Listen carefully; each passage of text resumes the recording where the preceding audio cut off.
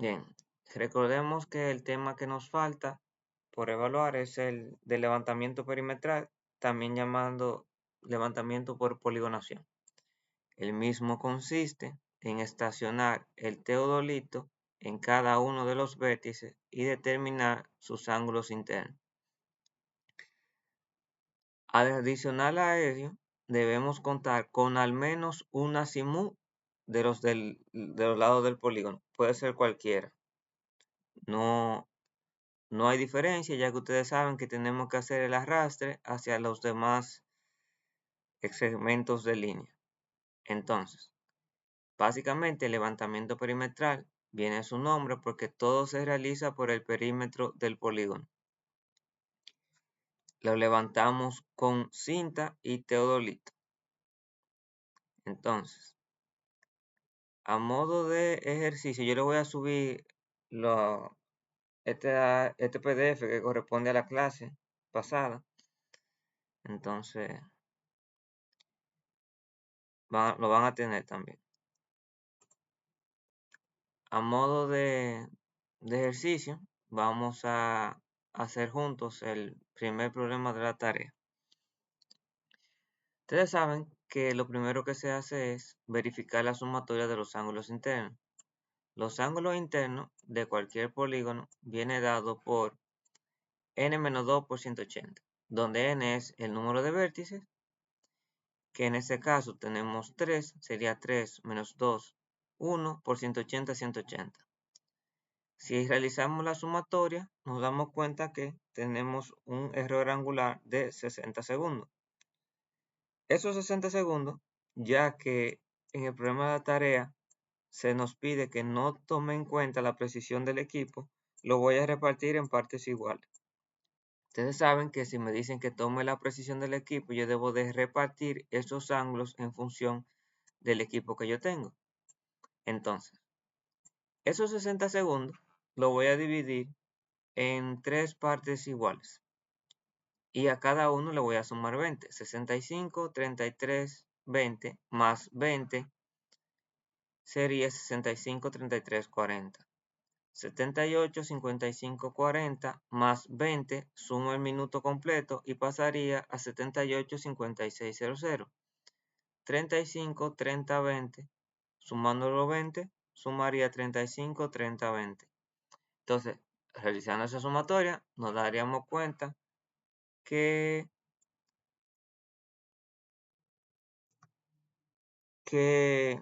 la sumatoria da 180. Entonces, se nos da como azimut conocido el azimut que va de 1 a 2, integrando el siguiente ángulo. 294, 26, 40. A partir de eso, vamos a aplicar la ley de propagación de azimut para determinar los azimuts de las demás líneas. Entonces, ustedes saben que la ley de propagación de azimut nos dice que si el azimut anterior más el ángulo interno corregido da más de 180, se les resta 180. En caso contrario de que la suma del ángulo interno más el azimut anterior dé inferior a 180, se le suma 180. Y si la suma del azimut anterior más el ángulo interno da mayor de 540, bueno, pues se le resta 540. En este caso tenemos el azimut de 1 a 2 de 294, 26, 40. 294, 26, 40 más el ángulo interno corregido. Como ya sabemos que eso va a dar más de 180, yo le resté 180. Y me da 193, 22, 40. Para el azimut de 3 a 1 tomo el azimut anterior, que sería 193, 22, 40, más el ángulo interno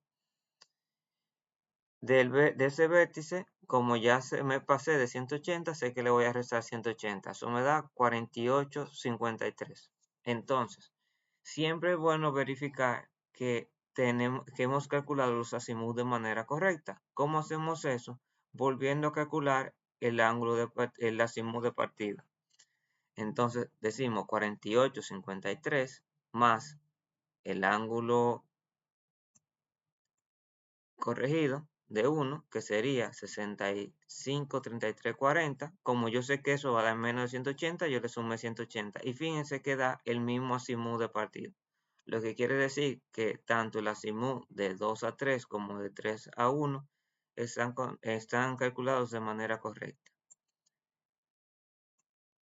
El ejemplo que hicimos en clase lo hicimos a través de los rumbos, pero también podemos desarrollarlo con los azimut. Aunque creo que lo terminamos resolviendo por los rumbos, pero no importa. El fin es que con el azimut yo me puedo dar cuenta en qué cuadrante van a quedar sus proyecciones. Y basado en eso, simplemente debo de colocarla donde van. 294, eso está en el cuarto cuadrante, donde el rumbo tiene componente noroeste. 193 está en el tercer cuadrante, donde tiene componente suroeste. Y 48 está en el primer cuadrante, donde tiene componente noreste. Entonces, ¿qué se hace con eso? Ustedes saben que las proyecciones, la de la latitud, la calculamos como distancia por coseno del ángulo.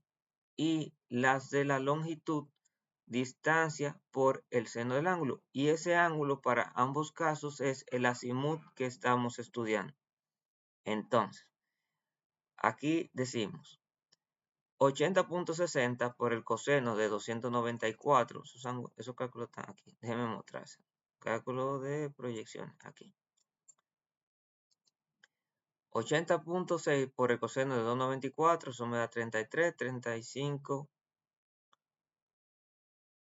353. Vamos a trabajar, aprovechando que tú estás aquí, con 3 cifras después de punto para las proyecciones y para el cálculo de los factores de corrección con 4 cifras después de punto. Entonces, seguimos con 80.6 por el seno, de 294, 73. El de la latitud, 126 por el coseno, y la longitud de 2, 126 por el seno. Fíjense que estamos multiplicando distancia por coseno seno del mismo ángulo para cada una de las proyecciones. Pero eso ya ustedes lo dominan. Entonces, ¿qué es lo que se hace después de eso? Una vez ustedes tienen ubicadas sus proyecciones según el plano cardinal en el que van, llámese norte, sur, este y oeste, deben de realizar la sumatoria y comparar que el polígono cierre sumando la proyección de latitud y de longitud. Por ejemplo, aquí lo escribí porque no me daba espacio acá. Si yo sumo la proyección norte, debe de compensarse con la proyección sur. Si no, quiere decir que hay un error y el polígono no cierra. Yo sumo, ese valor sale de 33.353 más 89.577. Eso da 122.93. Y este no tengo con quién sumarlo. Pasa igualito, 123.389. Entonces, esa diferencia que existe entre la proyección norte y la proyección sur es lo que se conoce como el error. ¿Dónde fue que lo escribí? El error de latitud. En el caso contrario, en el caso de la longitud, hago lo mismo. Realizo la sumatoria de todas las que estén en el este y las que estén en el oeste y comparo esos dos valores. Déjame escribir el valor de esto. Esto da 0.096. 0.096. ¿Qué es lo que se hace? Se restan esos dos valores. ¿Y qué tomamos? El absoluto de ellos. Ustedes saben que eso representa distancia y la distancia no puede ser negativa. Entonces, una vez determinado esos errores, procedemos a verificar el error de cierre de la poligonal, que no es más que la raíz cuadrada de la sumatoria, o sea, del error de la latitud al cuadrado más el error de la longitud al cuadrado, y cada uno de esos valores, y eso lo que me va a dar es el error de cierre. Y para calcular la precisión del levantamiento, que no la puse acá, déjenme ponerla.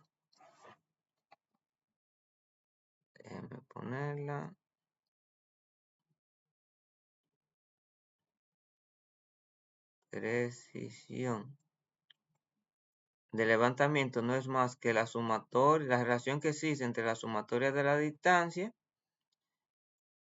verificando cuánto sería mi error de cierre, ¿verdad? Están llamando.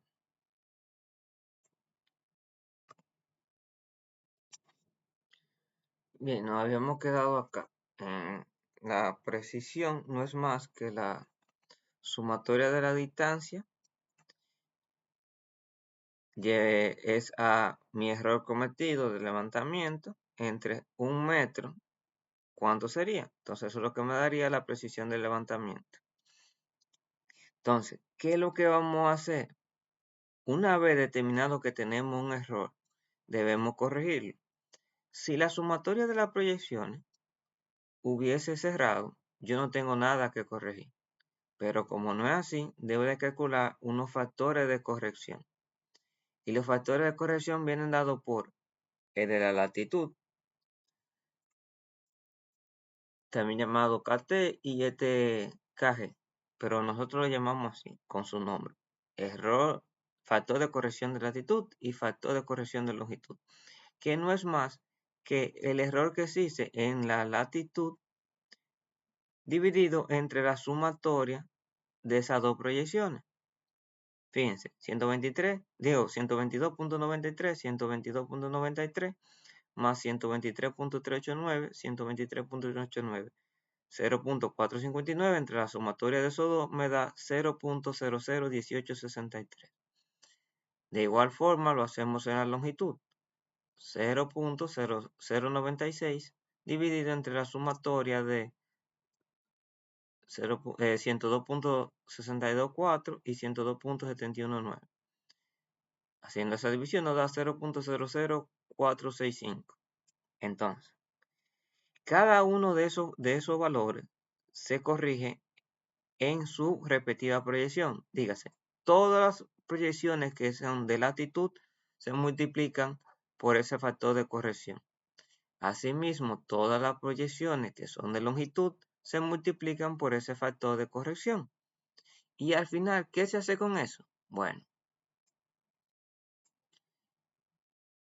si yo tomo en cuenta que en el norte estoy por debajo que las proyecciones que están en el sur, para compensar el norte y el sur, a las del norte yo le voy a sumar esa corrección.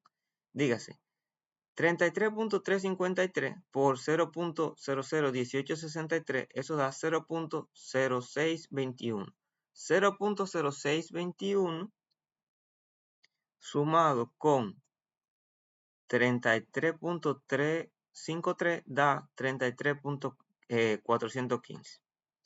Asimismo se hace para cada una de las que estén en el norte. Dígase que en el norte, como yo estoy por debajo, el factor de corrección se lo voy a sumar a cada una de esas componentes y realizo la sumatoria.